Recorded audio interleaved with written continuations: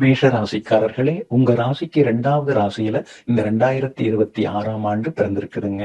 பிரபல யோகாதிபதி சூரியனுடைய நட்சத்திரத்துல இந்த வருஷம் பிறந்திருக்கிறதுனால தைரியமான முடிவுகள்லாம் நீங்க எடுப்பீங்க.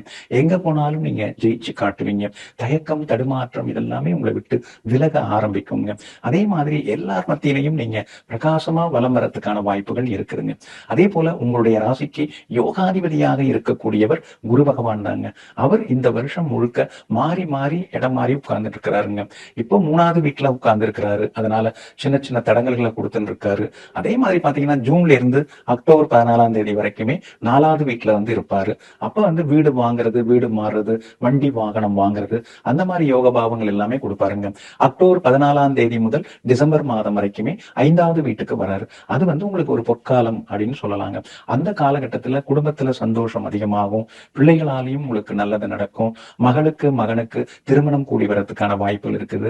பிள்ளைங்க எல்லா வகையிலுமே செட்டில் ஆயிட்டாங்க, இனிமே நமக்கு எந்த கவலையும் இல்லை அப்படிங்கிற அளவுக்கு உங்களுக்கு ஒரு சந்தோஷத்தையும் நீங்க எதிர்பார்க்கலாங்க. ஆனா இதெல்லாம் ஒரு பக்கம் இருந்தாலும் இந்த வருஷம் முழுக்க சனி பகவான் உங்களுக்கு விரையச்சனையா தாங்க இருக்கிறாரு. 7.5 சனியில விரையச்சனையா தாங்க இருக்கிறாரு. ஒரு பக்கம் வருமானம் வருது, வசதி வாய்ப்புகள் பெருகுது.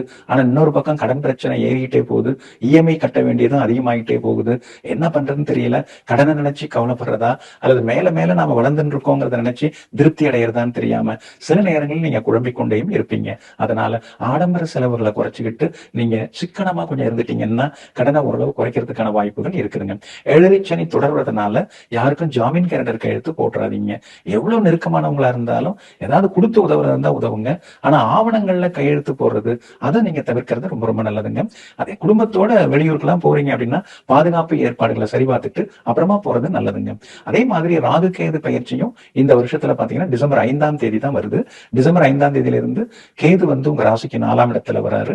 அதே மாதிரி ராகு 10வது வீட்டுக்கு வராரு. அதனால அம்மாவோட ஆரோக்கியத்துலதான் நீங்க ரொம்ப அக்கறை காட்டணும். அவங்களுக்கு மருத்துவ செலவுகள் ஒரு பக்கம் இருக்கும். அதே மாதிரி உத்தியோகத்துல இந்த வருஷம் முழுக்க வேலை சுமை கடுமையாக இருக்குங்க. அதனால நீங்க கொஞ்சம் கவனமா இருக்கிறது நல்லது. அவசரப்பட்டு வேற வேலைக்கு மாறிடாதீங்க.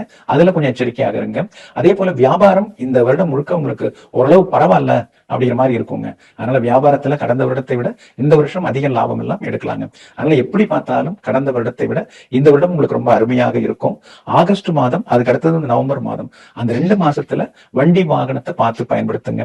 அதுல சின்ன சின்ன விபத்துகள், வாகன பழுதுகள் இதெல்லாம் வரதுக்கு வாய்ப்பு இருக்கிறதுனால அங்க மட்டும் அந்த மாதங்கள்ல கொஞ்சம் கவனமா இருந்துட்டீங்கன்னா நல்லா இருக்குங்க.